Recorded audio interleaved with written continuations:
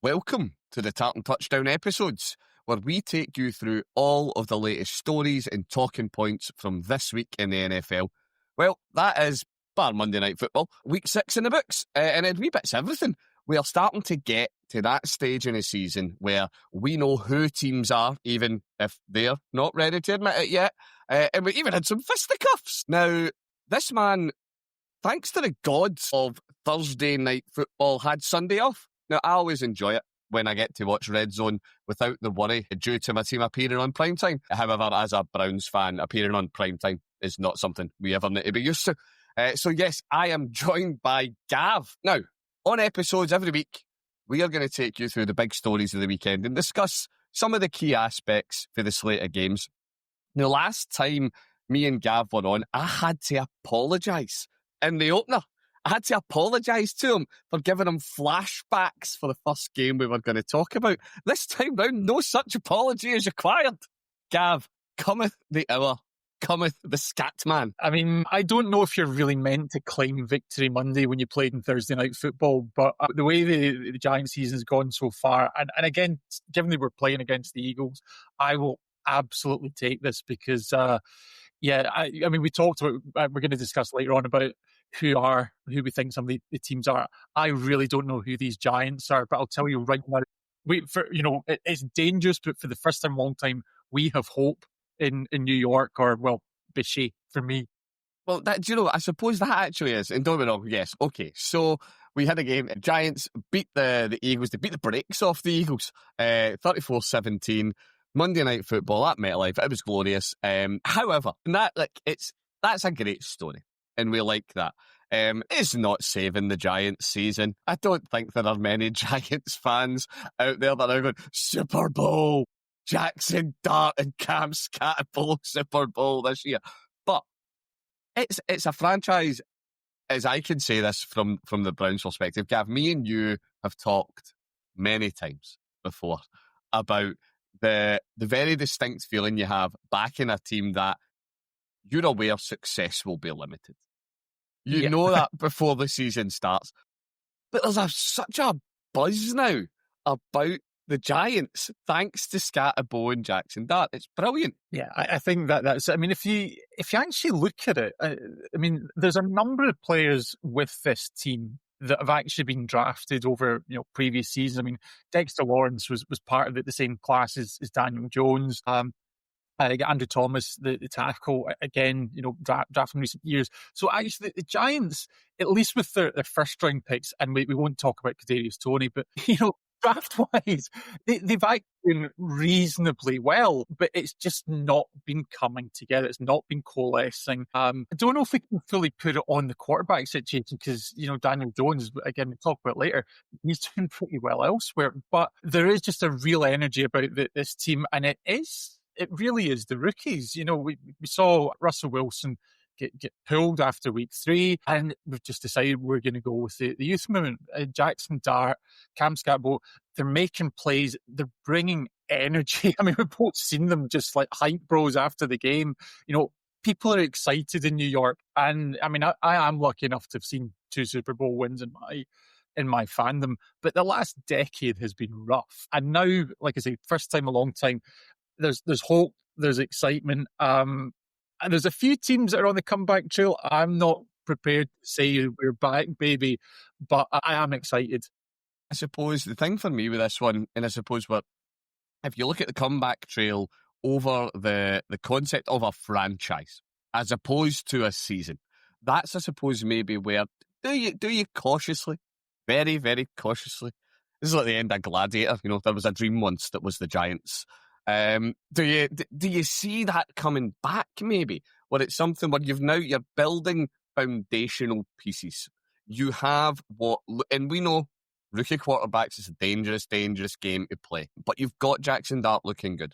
You've got Scatterbo, who is, I thought Jameis was the ultimate hype man. I think it could actually be Cam Scatterbo. We know that Malik Nabers is injured, but he's still there. He's still so young. You've got Sexy Dexy. You've got just pieces throughout that team where when you look at it, do you as a Giants fan think, do you know what? This year, we won't get ahead of it. But are we building something that could actually compete in this division?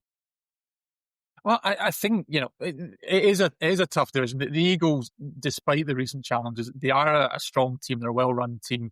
I think similarly with the Commanders, that's a franchise like the Giants have struggled a lot in recent times, but they do seem to be, making better decisions than they have in a long time. So I think that the East is always going to be competitive compared to recent seasons where you're kind of ashamed to admit, like, we've had bad starts several times in the last few years, and you get to a point where you're like, don't want to say this, but should we tank? Yeah, we'd probably better tank.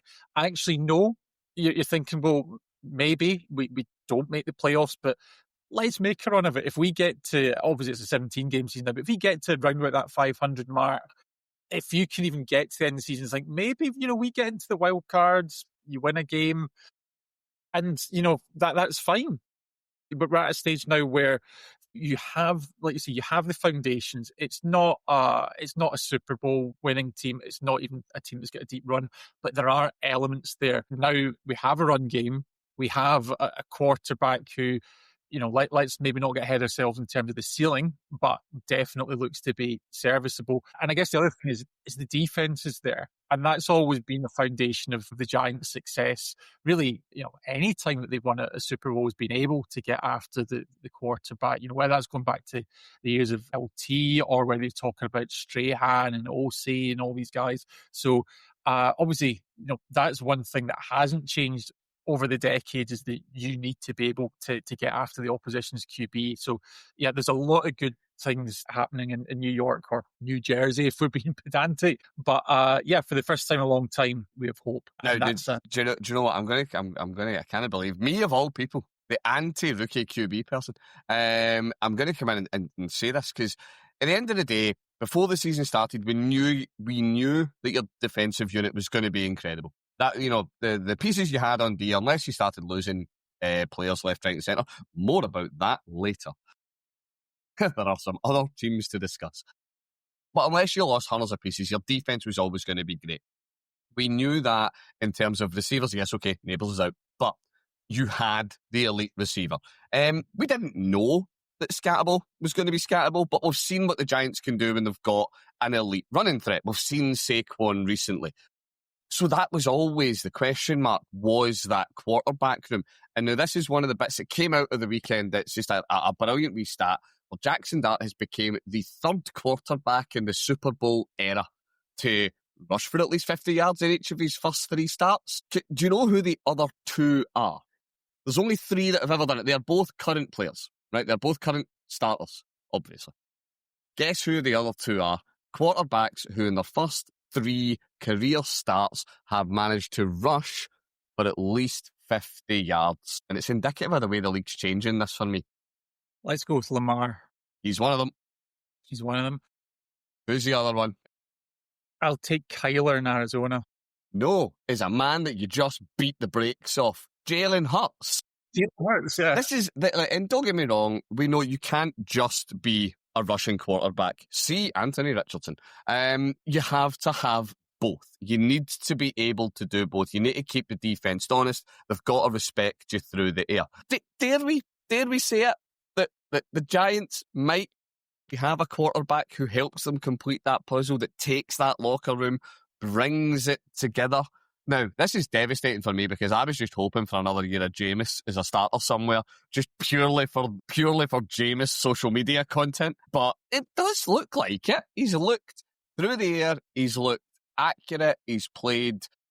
I was about to say he's played clean. I'm now just going to double checking. Yeah, no, he did. He played clean. I'm going to say there's cause for hope in New York, and I can't believe I'm saying it out loud. Well, one half of New York will maybe. Yes, quite correct.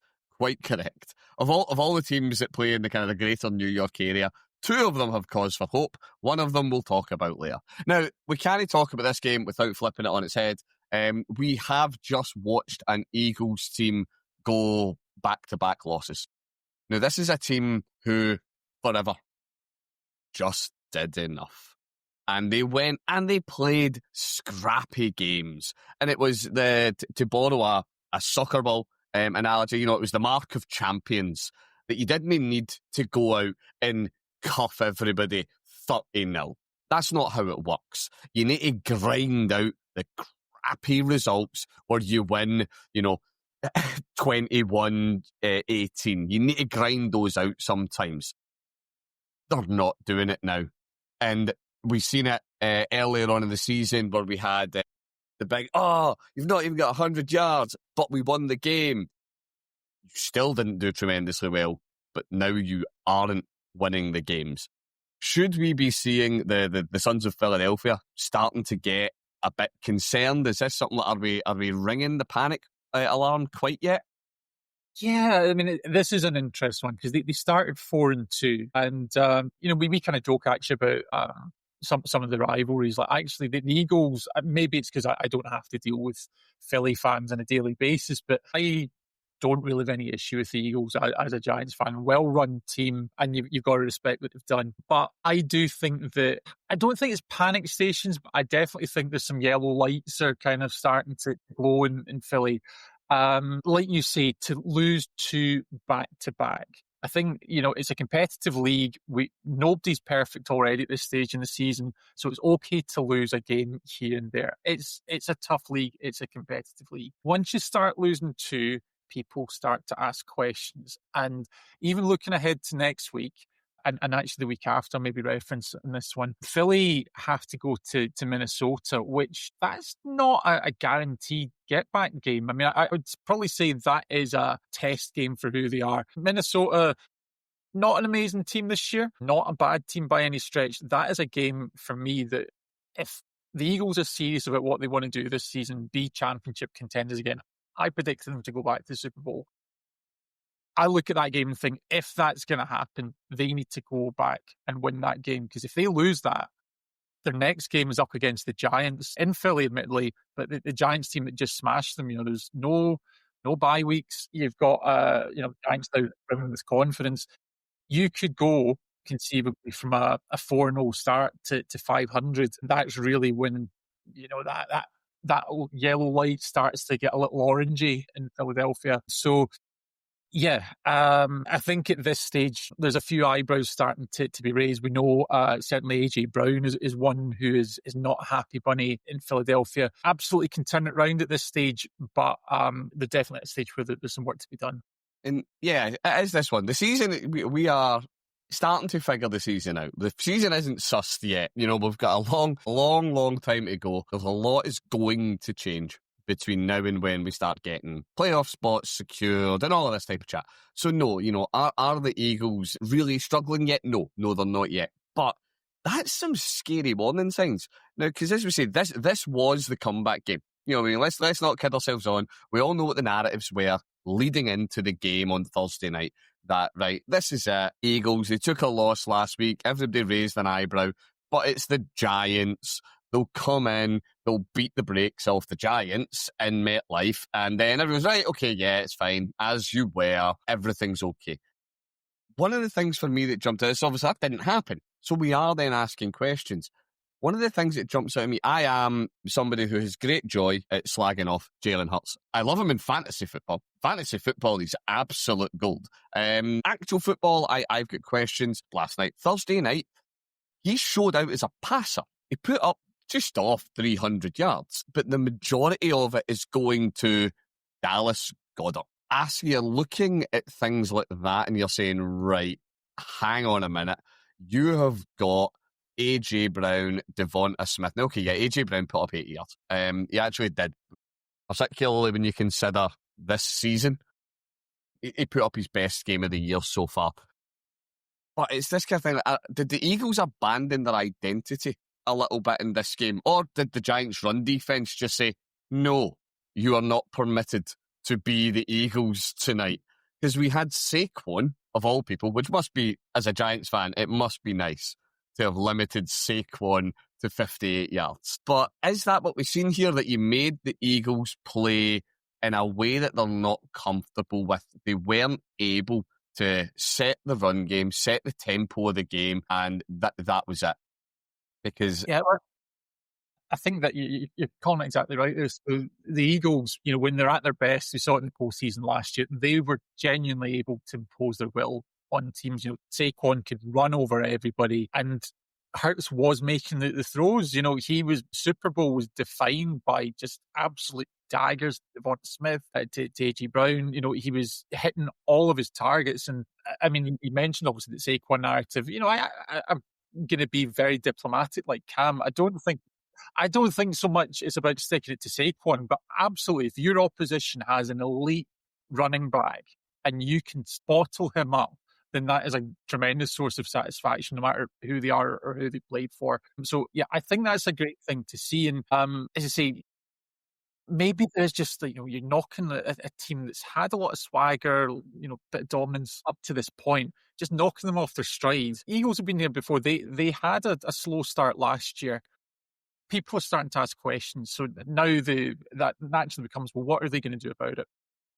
Well, and that is, it's going to be the question. What are they going to do? They've got 2 games coming up now, and yeah, it is likely to be a JJ McCarthy-less Vikings that they're going to be up against next. We'll wait and see. He might play, he might not. Even if he does play, I'm not sure that he's at a spot yet where you're going to be tremendously fearful of JJ McCarthy compared to Carson Wentz.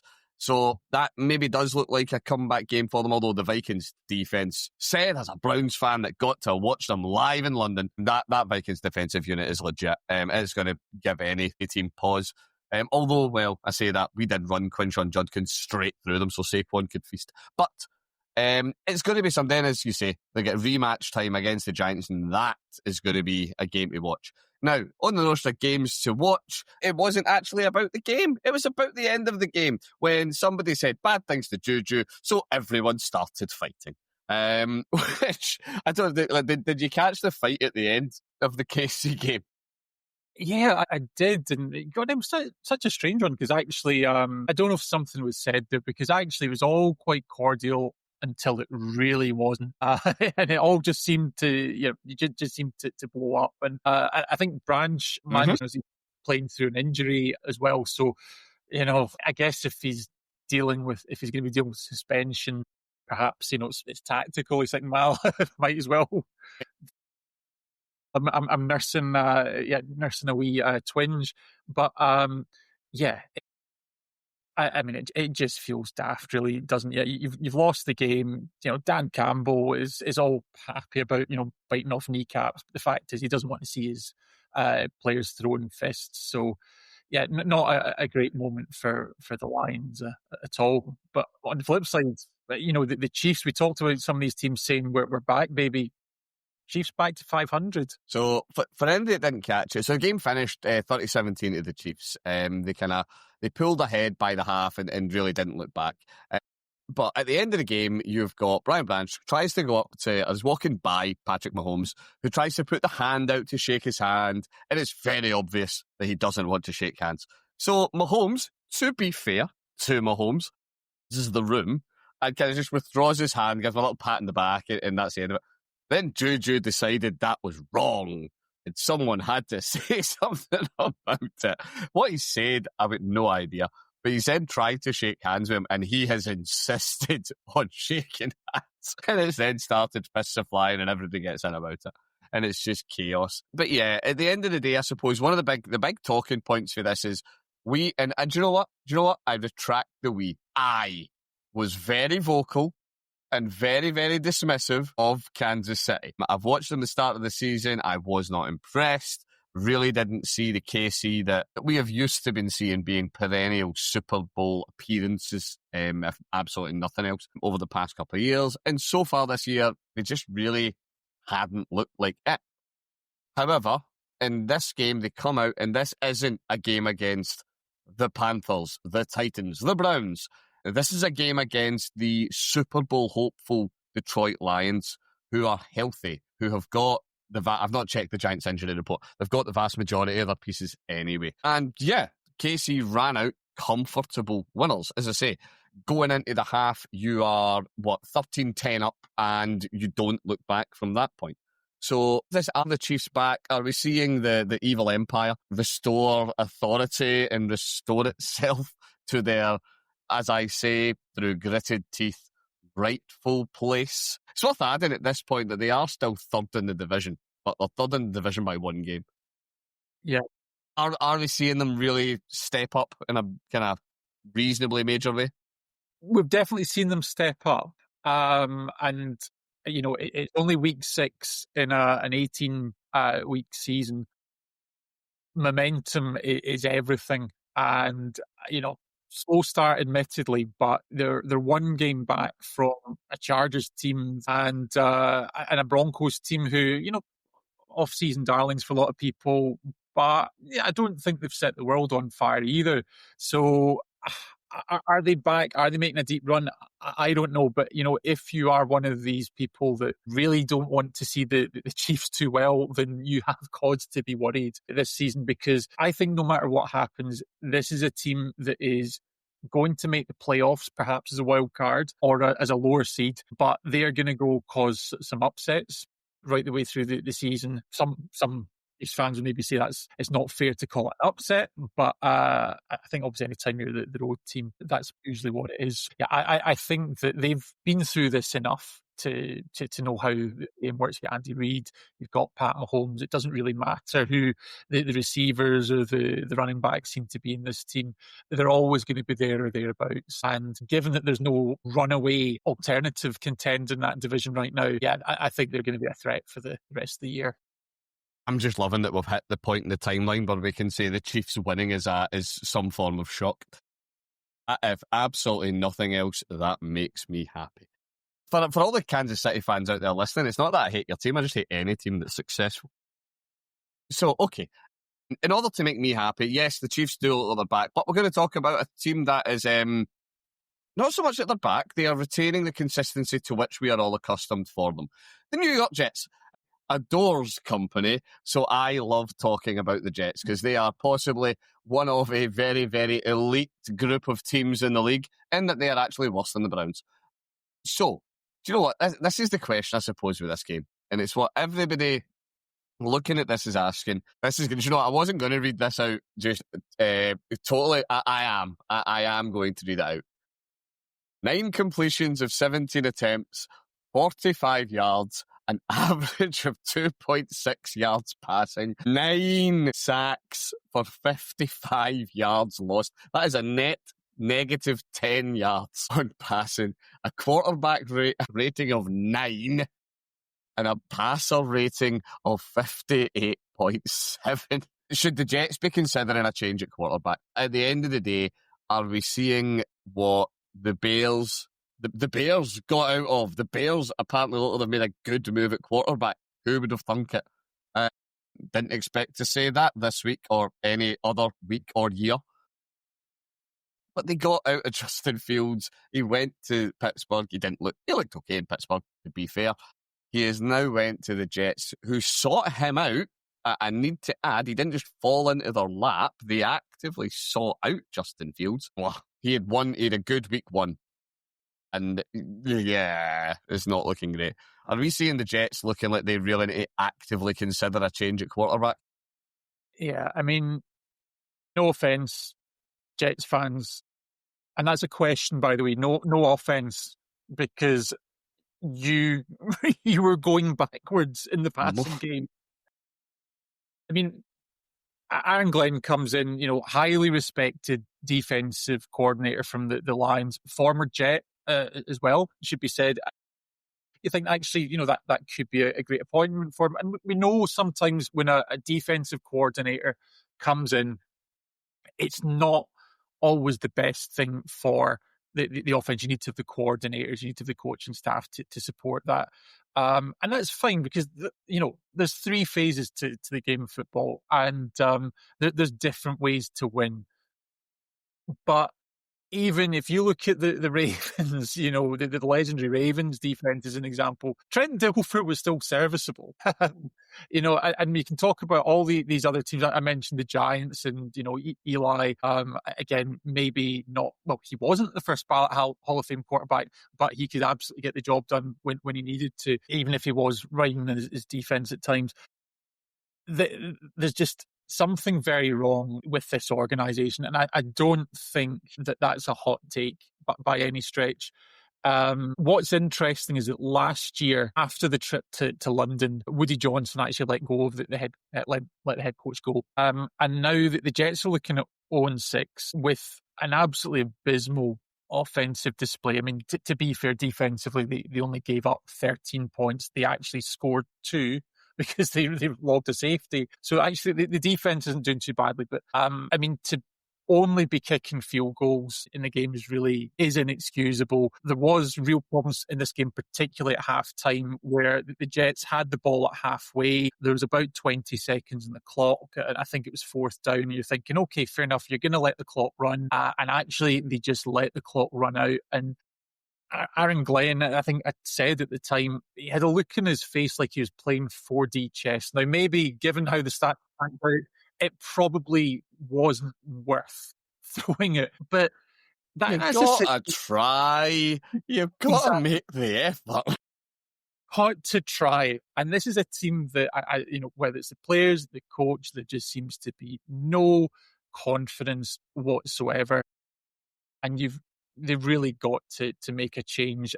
I suppose there will be Jets fans seriously thinking we need to tank to try and find an option at quarterback. That's a tough slog if you go that route. Yeah, Justin Fields is not the answer. I mean, I think it's looking increasingly likely that Aaron Glenn is going to be the first coaching casualty. No, it's just in that play at the half, that summed up the Jets. Because, as I say, I don't know. I'm not going to pretend to know what the success percentage of a Hail Mary is. It's low. We all know it's low. It's a message. It's about morale. As you said earlier, it's about momentum. It's about giving your team something. Because the Jets were receiving in the second. So even if you don't get it, if it's something where it's really hotly contested and you're close, it gives your team a bit of oomph going into the second half. And it just says so much about the complete lack of faith that the organisation, the coaching staff have in Justin Fields.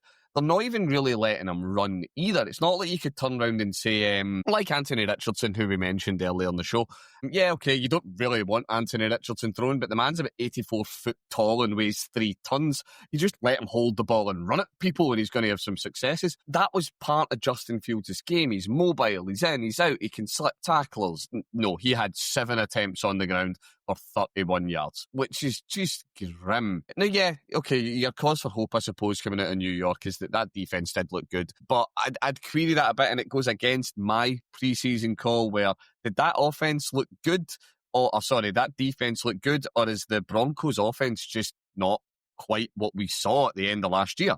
Bo Nix looked electric towards the tail end of last season, and it's why many people, myself included, were very high on them in the off-season, but they have just not been looking incredible on offense. Defense, yes. Wow, that Broncos defense is great. But we knew that. And the question was going to be, is Bo Nix going to be able to lead this offense to more than a nice, respectable season? Because the Broncos are looking to try and go further.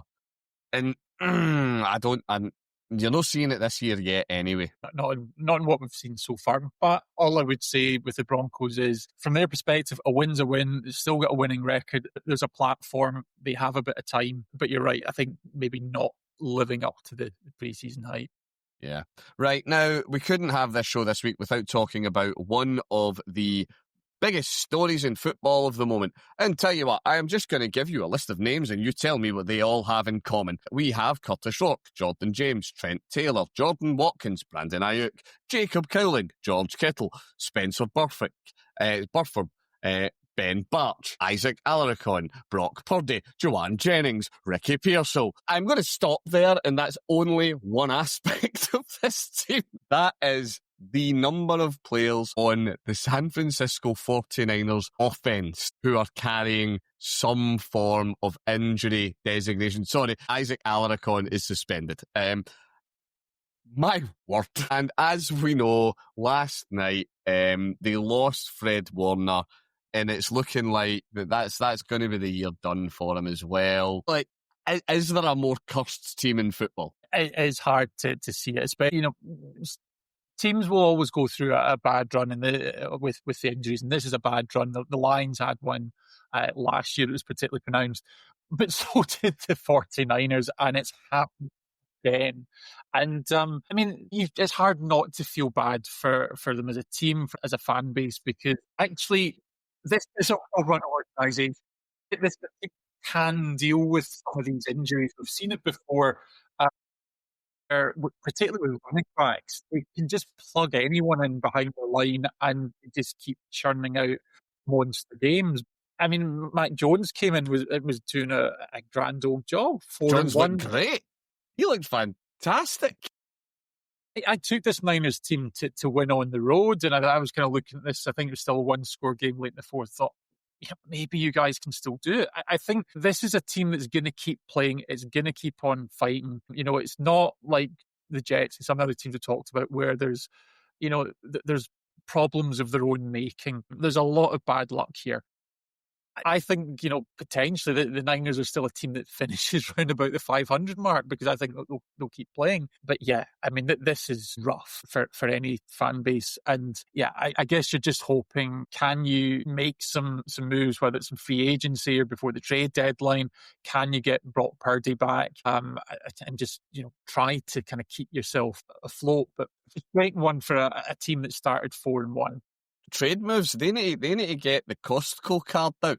They don't need individual players. They're going to the cash and carry. They are buying in bulk because they have got that much missing. It's mad, but they are still playing fairly well. Kendrick Bourne, who's seen this coming? Kendrick Bourne all of a sudden was a relevant NFL player. It's mad, but it is, as you say, there is a huge amount of it with games like this that or not games like this, but with teams are having patches like this, it's bad luck. I mean, you can't legislate for injuries. Although, given how frequently the Niners seem to be constantly injured, I would maybe check what jerseys their, medical team own. I would have a look, is all I'm saying. But it's wild. And I don't know, this is the bit for me that I suppose, as a big fantasy head, and for all the fantasy players out of there, Christian McCaffrey's still healthy. No one quite understands how. He's sucking the life force out of everyone else in that team. It's about the only relevant part of that offense that's still vertical. It's mad. And then we are seeing from the other side of this game. So obviously, this game, as much as we're talking about how they are injury riddled, but they did look good. They still did lose to the Bucs, 30-19.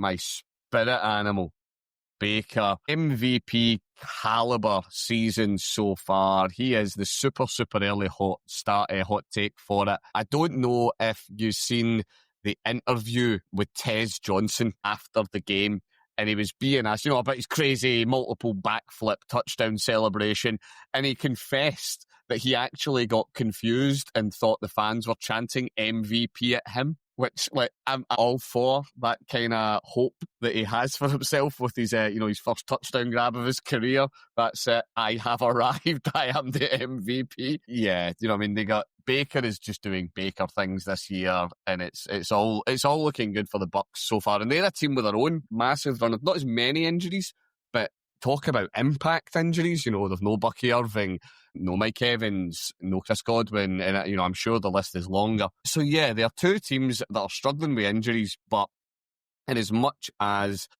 Mac Jones looked good for the Niners. I will not say different. Back up for a reason. Baker has shown that he is. We were talking about it last year. Should he have been in an MVP conversation with his performance last year? He's really making a strong case for it this year. Right.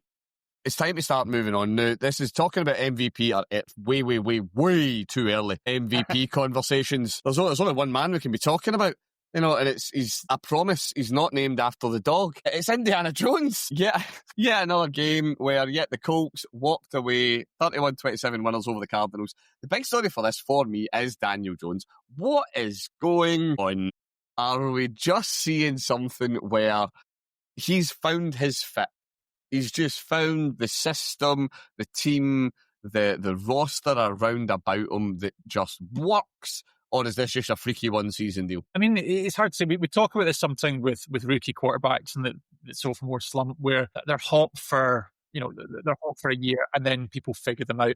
Obviously, Daniel Jones has been around in the league for I think 6 years now. So there's plenty of tape on the guy. If you want to know what his tendencies are, it's all there to see. Granted, I mean, sometimes this can happen. We saw it with Sam Darnold last year, got hot early, kind of leveled off. I wouldn't say collapsed, but leveled off late in the season. So I guess that's something we want to keep an eye on with Jones in Indy. But he's flying at the moment. I guess the other thing we should say is one of the reasons that the Giants reportedly drafted Daniel Jones originally was because of his resilience. He was like a quarterback that actually had to run for his life even in college. This is a tough player. He didn't have it easy in college. Definitely didn't have it easy in New York. So this is a tough player. He's got wheels on him. He's a smart player, and maybe it's just getting away from the big New York market, going to a team with the Colts where it's a bit quieter, not the same level of expectation, whether that's justified or not. Yeah, having those new surroundings. Because you look at that division again, there's no standouts. You've still got Tennessee very much in a rebuilding year. Houston, we don't know what they are. It's really going to come down to the Colts and the Jaguars in this one, and it's really exciting one to watch for a division that we've slated. That there's definitely something to keep your eye on. This is a division that we have slated with very good reason. For many, many years. Sorry, Sarah. But it's a bit funny. So it is something because we've got Indy who look like a fairly complete football team. You know what I mean? There's nothing in there that you would look at and obviously say that's a big weakness of that team. Yeah, and as we've said, the Jags have, other than this week, taken a big step forwards. This week, not so good. As we've seen the joy of Sam Darnold. I was going to say giving them a doing, but he's really not. It wasn't. It was quite a close game, that, to be fair. Not quite as close as their performance last week against KC, where they won by a nose. Not a phrase I'd ever think I'd get to say in an NFL context, winning by Trevor Lawrence's nose. But that was it. But it's now, we're now seeing questions raised around the Jags, particularly coming up against tougher teams. It was a narrow win against KC. It wasn't a win against the Seahawks. Tennessee. Cam Ward needs to work on grip strength. I don't know if you've seen that play where he just hit the ball out of his own hand. And I don't know how that quite gets statted out. Does that count as a fumble forced by the offense? If he does it to himself, does he get to claim that? Yeah, things are not great in Tennessee.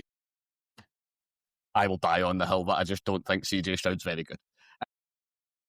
Okay, that is going to wrap up our quick reflections and thoughts about all things that have happened in Week 6. And it is time, as it always is, to look ahead, to look to the future and think to ourselves, right, what are we looking forward to next week?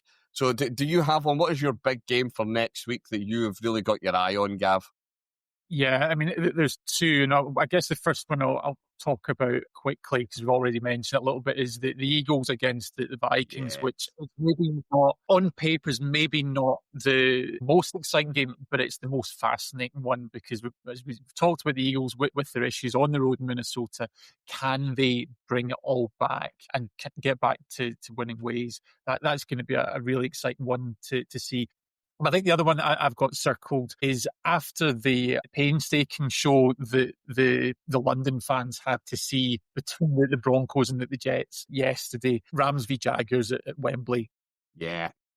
That's one that should be putting bums in seats. I know that Spurs didn't quite sell out yesterday. That's an interesting one that I'm sure we could deep dive another time. But Rams v Jaguars on paper, that looks like a great game between two exciting teams, and great obviously to see that side of the pond. So definitely be tuning into that one at 2:30 on Sunday. Yeah, I'm looking forward to it. I do love it when we've got the international series in the go, because it means that for us UK fans, we can do what the Americans do, and we can properly make a day of NFL action. That is a game that, no offence, Broncos, no offence, Jets. I'm going to say that I wasn't racing home to get in front of the TV to watch that one. I certainly watched it, but I was sometimes doing a bit of cooking, bit of bacon in the background while I had the Jets Broncos on. This one is going to have my full undivided attention, because it's potentially a huge game, not just for both of these teams, but just in terms of the standard of play we should be seeing. Big ones for me, Looking into next week, and I'll save my biggest one to wind us up, I got to go with the divisional matchup. I got to go with the Steelers at the Bengals. I am becoming increasingly anti-Bengal as time goes on. I keep finding Bengals fans telling me that they're back and that they're going to win it all and that they're going to do everything, even though nothing's been done with their defense in forever and their offensive line has got more holes in it than a colander. Flacco played clean football this week. I will give them that. The big difference that we've seen between this weekend's Flacco and the Flacco that we've seen so far this year with the Browns, he stayed clean and he has two of the best receivers in football at his disposal. Yeah, certainly what I would put forward is the best wide receiver 1, wide receiver 2 pairing in the league with Jamar Chase and T. Higgins. So, yeah, he looked okay. He had a good second half. He is still 55,000 years old, and that line is not great. And the Steelers' defense, particularly the defensive line, I can say from watching them last night, are looking good. So I have concerns for Joe Flacco's safety, but it is one where if the Bengals can not necessarily win, but if the Bengals can withstand the kind of test that the Steelers' defense is going to put them under, then I think it maybe tells us quite a lot about both of those two teams going forward. I do think Pittsburgh fans, and this has got nothing to do with the fact that I am a Browns fan, I think your record is flattering as opposed to earned.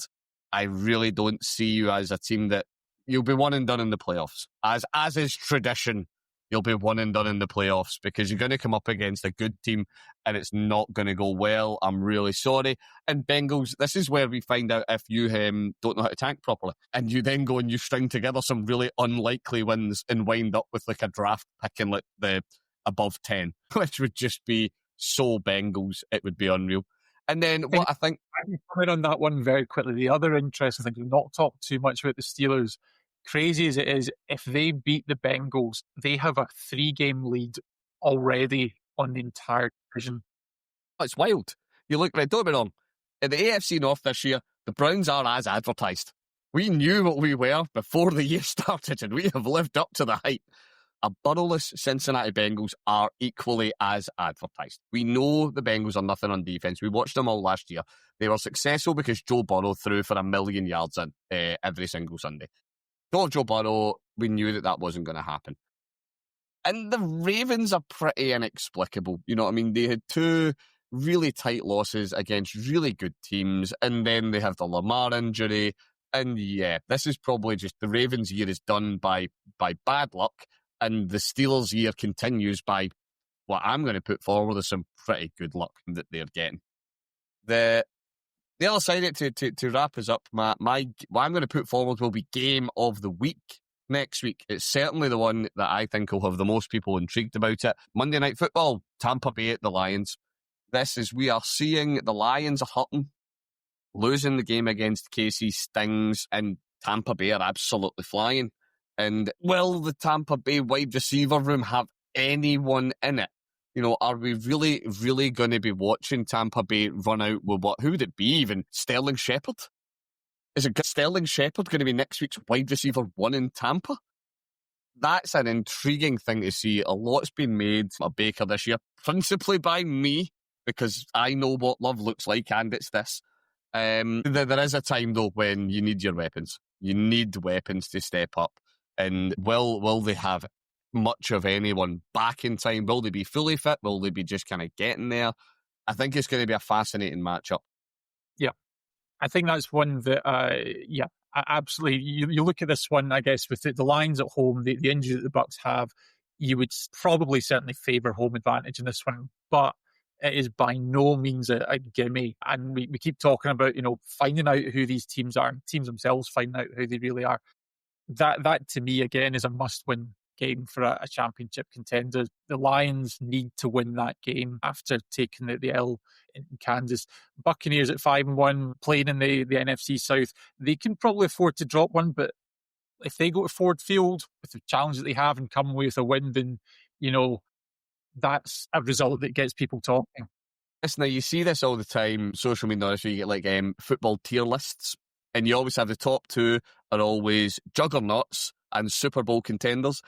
And it's a big if the Bucs win next week, they beat the Lions, do they enter juggernaut territory? Are you talking about that The Bucks are then a team that you expect any given Sunday, they're just going to play whoever and win. I mean, particularly playing in the South, where there's not a lot of competition, they've only dropped one game. So let's assume, and it's a big assumption, that let's assume that they beat the Lions. They're 6-1. So they've got a good lead in the division. They've got a good lead in the conference because there's only a couple of teams in the entire league, actually, that have only got one loss already. Really competitive season. They are in with an excellent shout of home field advantage. That means that playoffs could go through Tampa Bay.